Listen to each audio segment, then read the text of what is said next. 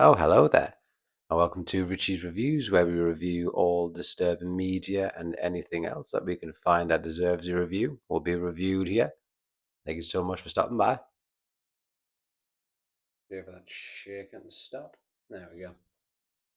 We all think we know what scares us: monsters in the dark, slashers in masks, the unknown.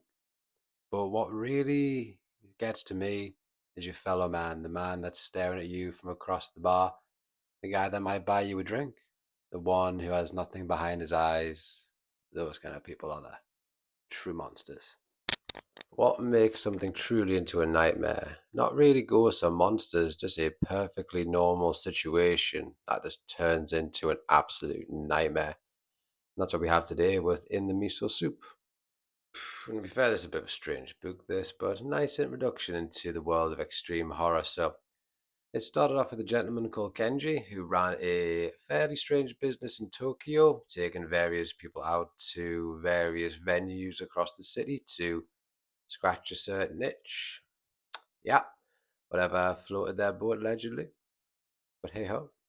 But from that, it introduces us into the other main character of the story, a gentleman called Frank, an American gentleman that seems fairly normal at first until a collection of fibs and lies tend to get a little bit out of hand, and you start noticing more and more with Frank as the story goes on.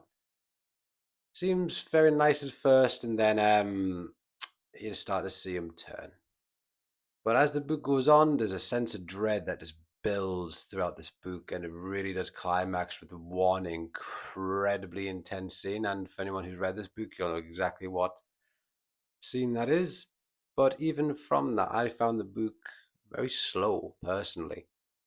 Like, it was a lot to understand with the concept of what the author was trying to put forward, and it was a very well written book, but for me, it just took a lot longer than I would have liked to get into it.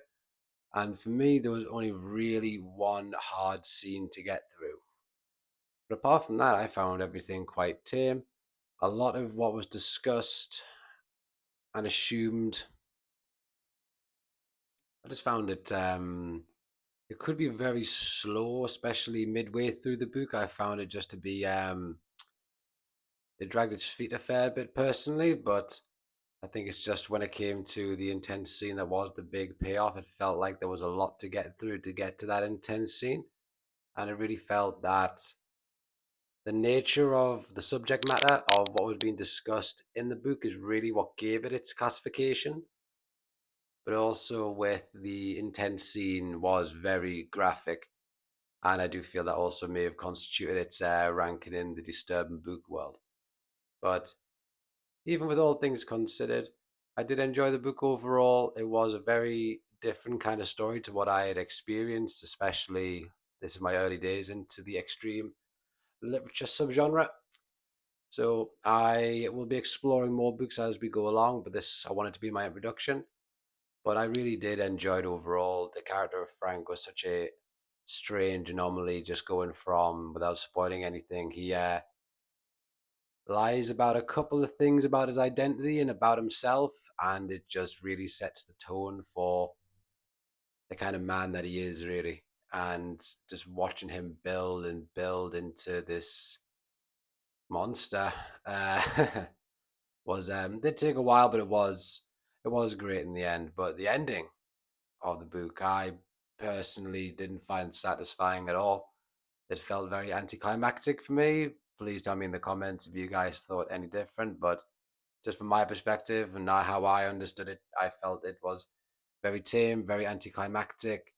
And to be honest, it was a bit, I wouldn't say disappointment at all because I was expecting a heavier hitter than what came my way. But there'll be a lot more heavy hitters, I've got no doubt, as time goes on in this channel to see what one really does affect me.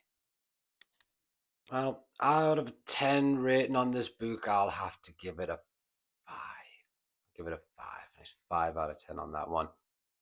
I did feel that if there were more intense scenes like there was about 3/4 in, it definitely would have got a higher rank, at least for me.